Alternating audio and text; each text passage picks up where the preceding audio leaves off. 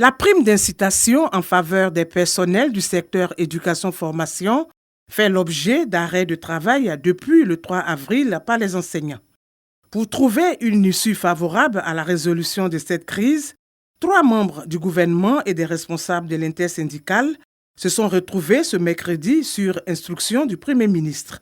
Au thème de la rencontre, plusieurs mesures. L'organisation d'un atelier inclusif les 17, 18 et 19 avril 2025, réunissant l'ensemble des parties prenantes, l'organisation d'une rencontre au cabinet de Madame le ministre d'État pour la restitution des résolutions et des conclusions de cet atelier le mardi 23 avril 2025.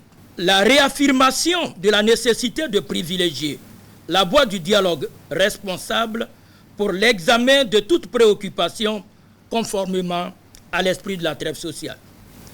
Les organisations syndicales ont fait le plaidoyer de la libération de leurs camarades incarcérés ou interpellés et la levée des mesures à caractère financier prises lors de l'arrêt de travail observé les 15, 16 et 17 octobre 2024.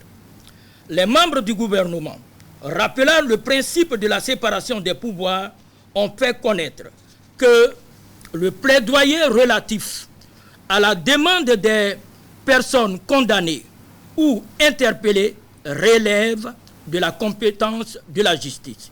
Toutefois, ils ont promis porter ces doléances à l'intention du gouvernement. En retour, les membres du gouvernement ont demandé un signal fort allant dans le sens de l'apaisement pour l'arrêt de la grève déclenchée depuis le 3 avril 2025. L'intersyndicale s'engage à consulter sa base le jeudi 10 avril 2025 au cours d'une assemblée générale. L'ambiance a été conviviale, c'était en quelque sorte des retrouvailles, une décrispation totale que je voudrais saluer. Le droit à l'éducation est un droit fondamental. Il est important que cette année scolaire aille à son terme. Le gouvernement voudrait rassurer la communauté éducative, les parents d'élèves, nos élèves, en disant que pour nos enfants, nous serons toujours à la table du dialogue. Gouvernement et l'intersyndicale s'accordent ainsi pour sauvegarder les acquis et promouvoir une école de qualité.